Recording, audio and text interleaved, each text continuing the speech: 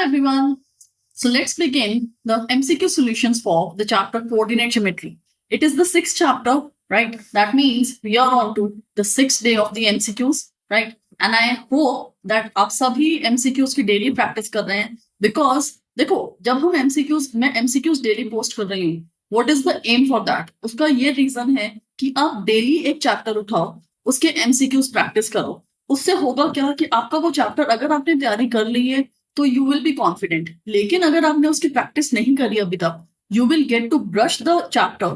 उससे आपको पता चलेगा कि इस टॉपिक में आपको प्रॉब्लम हो रही है, इस टॉपिक में you are confident, right? So do practice it daily and I am uploading the solutions on YouTube for the questions that I had posted on Insta.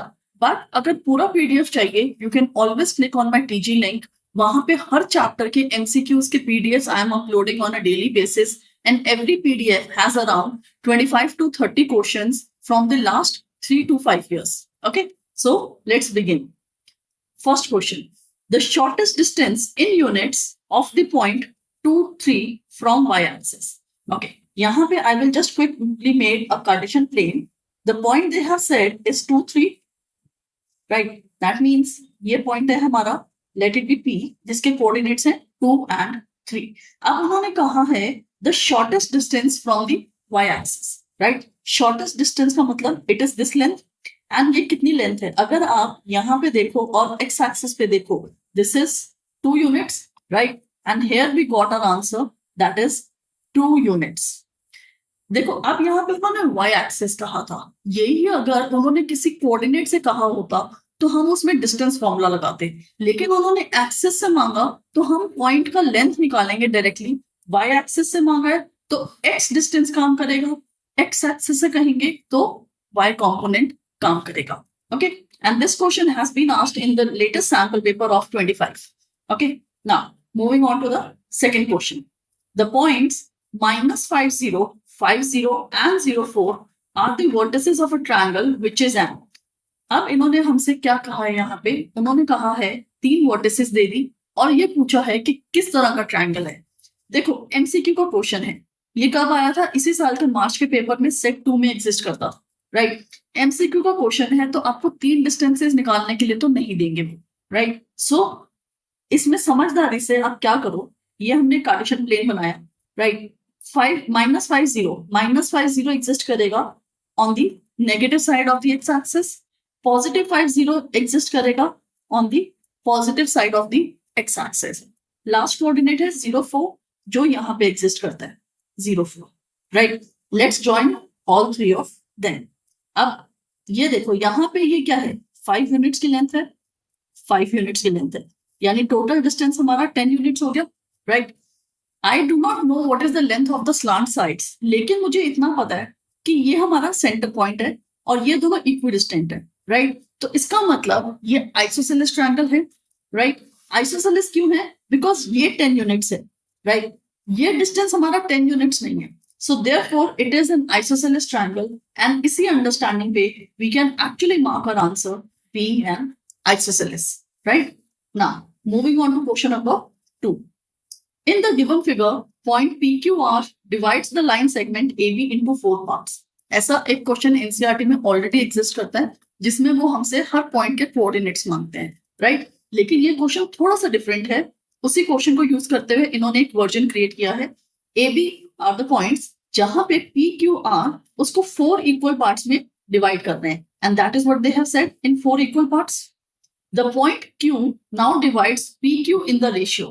Okay, देखो जो पॉइंट Q है that divides, it is not going to be PQ but यहाँ पे PR होना चाहिए, PR in the ratio. देखो ये equal parts हैं, equal equal equal equal, right? तो जब इक्वल पार्ट्स होते हैं तो इसका मतलब Q becomes the mid point for PR. Now when Q is the mid point for PR तो रेशियो क्या हो जाता है? Ratio becomes 1:1. इक्वल पार्ट्स का मतलब होता है रेशियो बीइंग 1:1. देखा, अभी पहले 3 क्वेश्चंस हमने कुछ भी नहीं लिखा, सिर्फ अंडरस्टैंडिंग के बेस पे we have been able to answer them. Okay, now question number 4. AD is a median of triangle ABC with vertices A, B, C. 3 vertices triangle की हमें तीनों के coordinates given हैं, right? So let's quickly make them और हमें एक median के बारे में भी कहा गया है। ए बी सी, ए के कोऑर्डिनेट्स हैं 5 and -6, बी है 66 and 4 and C है 90 and 0. Okay, now the length AD. Okay, AD is a median. Median का मतलब BD equals to DC. D becomes the midpoint for BC. अब D अगर midpoint है, हम उसके कोऑर्डिनेट्स बहुत आराम से निकाल सकते हैं। सबसे पहले हमें इसमें D के कोऑर्डिनेट्स निकालने हैं। So for that, I'm going to use the midpoint formula, which has already been derived from section formula. Okay, तो 66 plus 90 divided by 2 and 4 plus 0 divided by 2. तो ये क्या मिलता है मुझे यहाँ पे? I get 156 divided by 2 and 4 divided by 2. This comes out to be 78 and this is 2. So the coordinates for D are 78 and 2. अब उन्होंने क्या कहा है? Length of AD. हमारे पास A के कोऑर्डिनेट्स एग्जिस्ट करते हैं, D के कोऑर्डिनेट्स भी एग्जिस्ट करते हैं। AD की लेंथ हम कैसे निकालेंगे? Using the distance formula. And the distance formula is x2 minus x1 whole square plus y2 minus y1 whole square. Right? So, substituting the values now, what do we get?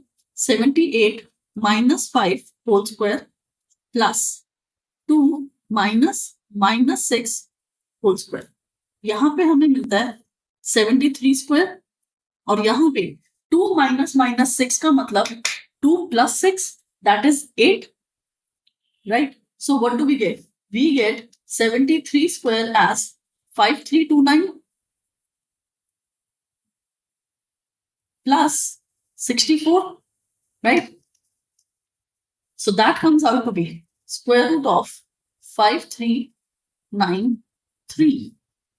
That is, just a moment.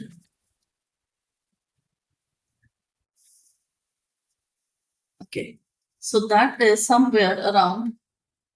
There are some values which are wrong, but yes, the method, it seems that इस question के अंदर कहीं पे कुछ typing mistake exist करती है, right? But इस question को करने का यही मेथड है। पहले आप डी के मिड पॉइंट्स निकालोगे, डी के कोऑर्डिनेट्स निकालोगे using the mid point formula, and then you will be finding the length of AD using distance formula. Okay, now question number 5. X O Y Z is a rectangle with vertices X as this O Y Z. O generally 99% आपको कहीं पे भी given होता है, O is always the origin, right? तो यहाँ पे let's quickly plot the coordinates. देखो ये हमारा O है, अब X क्या given है? -3 and 0. Y is 0, 4. Okay, ये Y है, ये X है, ये O. Z is unknown, लेकिन उन्होंने कहा है कि ये रेक्टेंगल है। अगर रेक्टेंगल है, it has to be here only, right? Because देखो opposite sides are supposed to be equal and parallel. So यहाँ पे इसके कोऑर्डिनेट्स क्या बनते हैं? -3 and 4. इस क्वेश्चन के अंदर आपसे ये भी कह सकते हैं कि फोर्थ वर्टेक्स के कोऑर्डिनेट्स क्या हैं, वो आपको अपनी अंडरस्टैंडिंग पे एक रफ कार्टेशियन प्लेन के अकॉर्डिंग भी हम दे सकते हैं, जो अभी हमने निकाल दिया, विच इज -3 and 4. अब उन्होंने क्वेश्चन में मांगा है हमसे the length of its each diagonal. Length of its each diagonal, rectangle की दोनों डायगोनल्स इक्वल होती है लेंथ में, राइट? तो हम यहाँ पे आप चाहे तो देखो, this is Z, whether you can find out OZ or you can find out XY, right? I am going to find out XY क्योंकि उन दोनों के कोऑर्डिनेट्स हमें गिवन थे, right? So length of XY is going to be calculated using distance formula. तो क्या निकलता है? -3 - 0 whole square plus 0 - 4 whole square, right? This comes out to be 9. It comes out to be 9 because 3 square था, and 4 square is 16, which is square root of 25, and that is 5. Okay, so we got the answer, that is 5 units A part.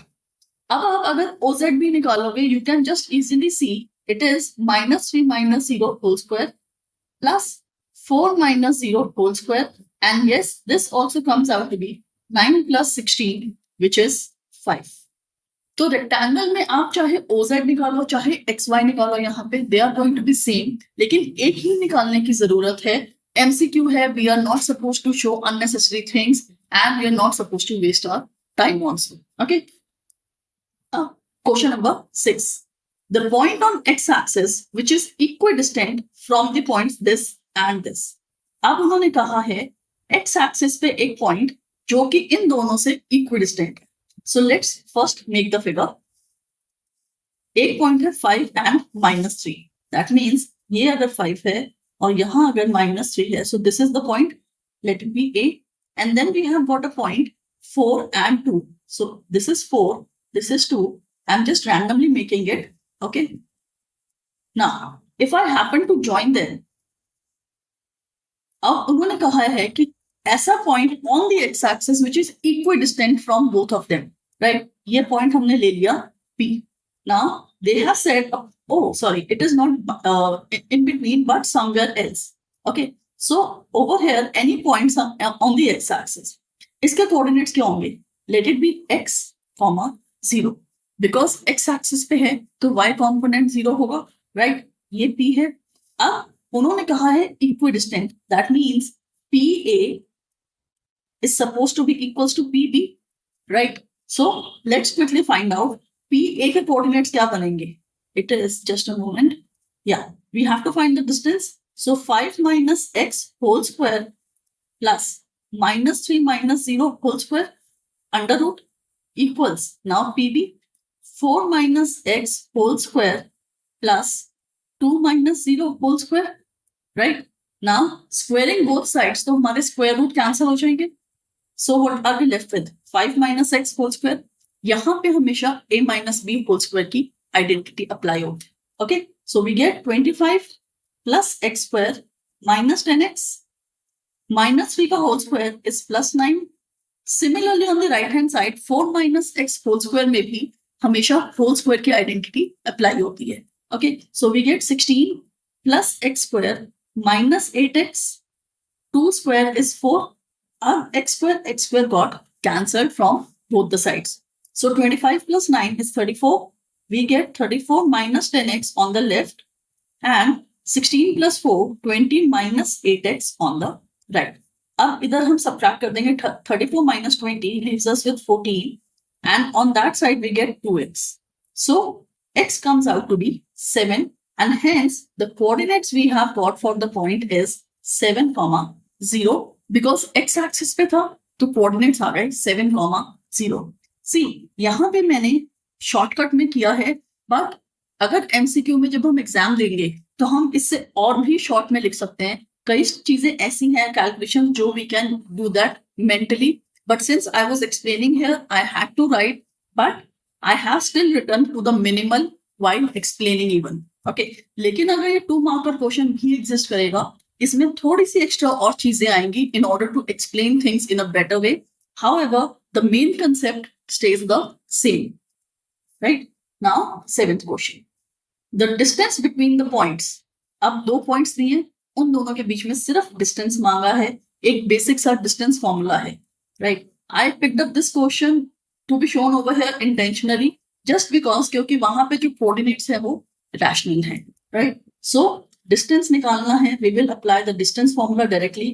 Minus 11 by 3 minus 2 by 3 whole square plus 5 minus 5 whole square, right? What are we left with? Minus 11 by 3 plus 2 by 3 whole square plus 0, right? Now, this square and this square will cancel because हमारा y component तो 0 हो गया. तो अब square root और square बचा था जो finish हो गया. And the answer we are getting is minus 9 by 3, that is minus 3. Okay, अब देखो यहाँ पे हमारा पास आंसर आ रहा है -3 लेकिन क्वेश्चन कहता है distance and you have studied in physics also distance is always a scalar quantity. इसमें नेगेटिव पॉजिटिव कुछ नहीं होता. So therefore the answer is 3 units. Distance is 3 units. Although हमारी वैल्यू यहाँ पे आ रही है -3 but we will ignore the minus and the answer is 3 units, right?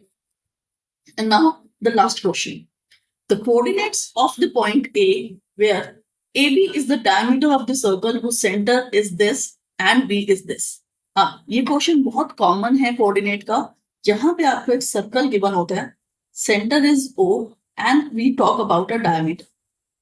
We are in this question we are supposed to find the coordinates for A, let it be x and y, right? The coordinates for the center is 3 and -2 and for B it is 7 and 4. जब हम diameter की बात करते हैं और बीच में centre होता है, centre is always the mid point for the diameter, right? इसका मतलब AO इक्वल्स टू OB. यहाँ पे हमेशा मिड पॉइंट फॉर्मूला लगता है. अब मिड पॉइंट फॉर्मूला लगता है, इसका मतलब it is between A and B. So we get x plus 7 divided by 2 equals 3 and this gives us x plus 7 equals to 6 and x equals -1, right? And similarly y का लिए काम करेंगे अब. So we get y plus 4 divided by 2 equals -2. So y plus 4 equals -4 and y comes out to be -8. And therefore the coordinates for A are -1 and -8, right? Is it clear? And the answer is A part. So over here, we tried to figure out various questions on MCQs for coordinate geometry, right? मैंने एक video role किया था on Instagram जहां पे मैंने promise किया था that I am going to upload various sample papers based on your customised syllabus. जिस बच्चे का जो सिलेबस है मिड टर्म्स का for class 9th and 10th, I had promised that I will give them the customized sample paper.